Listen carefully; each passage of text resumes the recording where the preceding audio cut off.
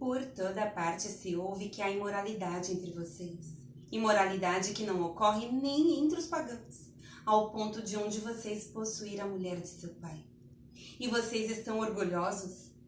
Não deviam, porém, estar cheios de tristeza e expulsar da comunhão aquele que fez isso? Apesar de eu não estar presente fisicamente, estou com vocês em espírito e já condenei aquele que fez isso como se estivesse presente. Quando vocês estiverem reunidos em nome de nosso Senhor Jesus, estando eu com vocês em espírito, estando presente também o poder de nosso Senhor Jesus Cristo, entreguem esse homem a Satanás, para que o corpo seja destruído e seu espírito seja salvo no dia do Senhor. O orgulho de vocês não é bom. Vocês não sabem que um pouco de fermento faz toda a massa ficar fermentada?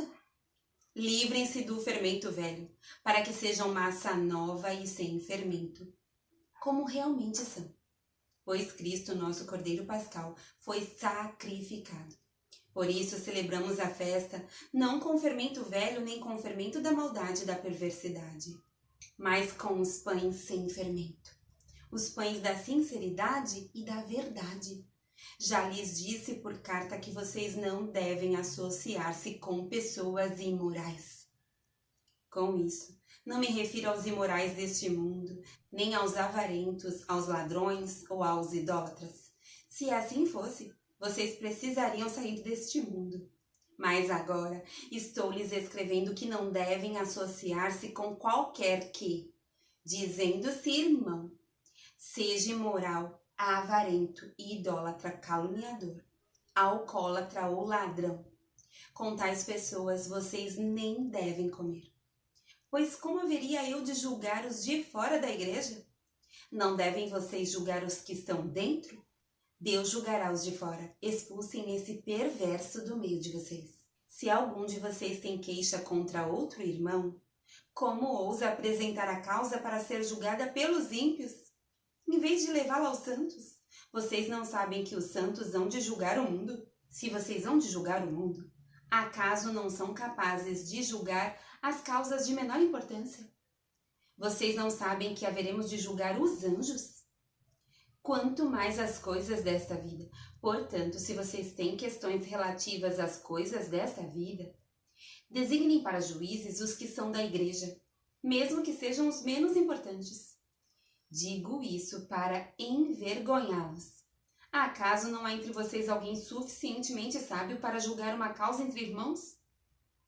Mas ao invés disso, um irmão vai ao tribunal contra outro irmão, e isso diante de descrentes. O fato de haver litígios entre vocês já significa uma completa derrota. Por que não preferem sofrer a injustiça? Por que não preferem sofrer o prejuízo? Em vez disso, vocês mesmos causam injustiças e prejuízos. E isso contra irmãos? Vocês não sabem que os perversos não herdarão o reino de Deus? Não se deixem enganar nem imorais, nem idólatras, nem adúlteros, nem homossexuais passivos ou ativos, nem ladrões, nem avarentos, nem alcoólatras, nem caluniadores, nem trapaceiros herdarão o reino de Deus. Assim foram alguns de vocês. Mas vocês foram lavados, foram santificados, foram justificados no nome do Senhor Jesus Cristo e no Espírito de Deus.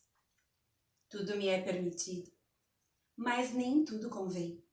Tudo me é permitido, mas eu não deixarei que nada me domine. Os alimentos foram feitos para o estômago e o estômago para os alimentos, mas Deus destruirá ambos. O corpo, porém, não é para a imoralidade, mas para o Senhor, e o Senhor para o corpo. Por seu poder, Deus ressuscitou o Senhor, e também nos ressuscitará. Vocês não sabem que os seus corpos são membros de Cristo? Tomarei eu os membros de Cristo e os unirei a uma prostituta? De maneira nenhuma. Vocês não sabem que aquele que se une a uma prostituta é um corpo com ela? Pois como está escrito, os dois serão uma só carne. Mas aquele que se une ao Senhor é um espírito com ele. Fujam da imoralidade sexual. Todos os outros pecados que alguém comete, fora do corpo os comete, mas quem peca sexualmente peca contra o seu próprio corpo. Acaso não sabem que o corpo de vocês é santuário do Espírito Santo que habita em vocês, que lhes foi dado por Deus e que vocês não são de si mesmos? Vocês foram comprados por alto preço. Portanto, glorifiquem a Deus com o seu próprio corpo. Quanto aos assuntos sobre os quais vocês escreveram, é bom que o homem não toque em mulher. Mas por causa da imoralidade, cada um deve ter a sua própria esposa e cada mulher o seu próprio marido.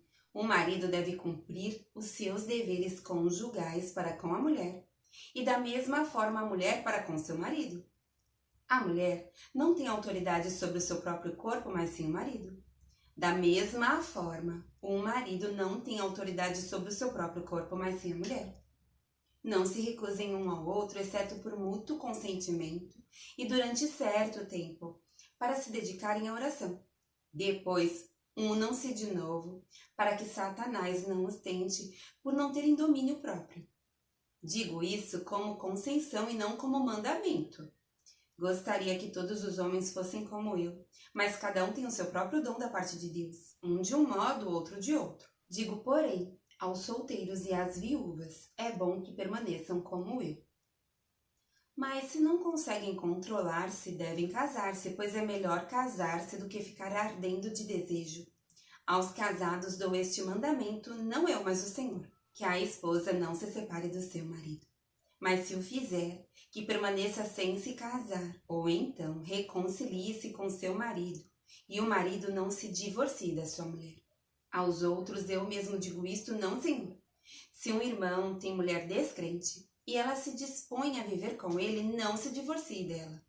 E se uma mulher tem marido descrente, e ele se dispõe a viver com ela, não se divorcie dele. Pois o marido descrente é santificado por meio da mulher, e a mulher descrente é santificada por meio do marido. Se assim não fosse, seus filhos seriam impuros, mas agora são santos. Todavia, se o descrente separar-se, que se separe.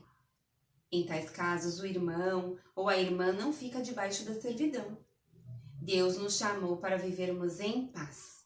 Você, mulher, como sabe se salvará seu marido? Ou você, marido, como sabe se salvará sua mulher?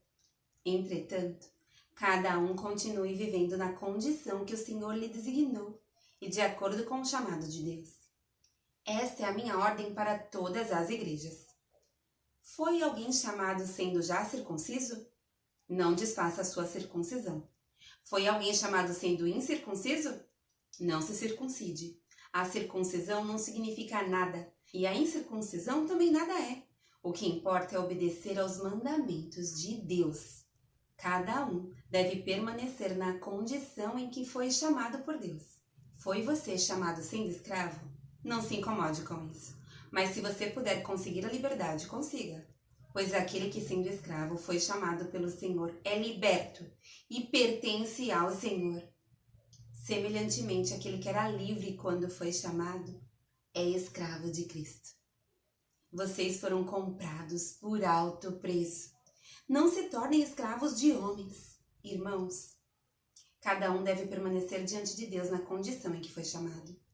Quantas pessoas virgens não têm o mandamento do Senhor, mas dou meu parecer como alguém que pela misericórdia de Deus é digno de confiança. Por causa dos problemas atuais, penso que é melhor o homem permanecer como está. Você está casado? Não procure separar-se. Está solteiro? Não procure esposa. Mas se vier a casar-se, não comete pecado, e se uma virgem se casar, também não comete pecado. Mas aqueles que se casaram enfrentarão muitas dificuldades na vida. E eu gostaria de poupá-los disso. O que quero dizer é que o tempo é curto. De agora em diante, aqueles que têm esposa, vivam como se não tivessem. Aqueles que choram, como se não chorassem. Os que estão felizes, como se não estivessem. Os que compram algo, como se nada possuíssem. Os que usam as coisas do mundo, como se não as usassem. Porque a forma presente deste mundo está passando. Gostaria de vê-los livres de preocupações. O homem que não é casado preocupa-se com as coisas do Senhor, em como agradar ao Senhor. Mas o homem casado preocupa-se com as coisas deste mundo, em como agradar sua mulher, e está dividido. Tanto a mulher não casada como a virgem preocupam-se com as coisas do Senhor, para serem santas no corpo e no espírito. Mas a casada preocupa-se com as coisas deste mundo, em como agradar seu marido. Estou dizendo isso para o próprio bem de vocês, não para lhes impor restrições, mas para que vocês possam viver de maneira correta, em plena consagração ao Senhor. Se alguém acha que está agindo de forma indevida diante da virgem de que está noivo, que ela está passando da idade, achando que deve se casar, faça como achar melhor. Com isso não peca. Casem-se. Contudo, o homem que decidiu firmemente em seu coração que não se sente obrigado, mas tem controle sobre sua própria vontade, e decidiu não se casar com a virgem, esse também faz bem. Assim, aquele que se casa com a virgem faz bem, mas aquele que não se casa faz melhor. A mulher está ligada a seu marido enquanto ele viver.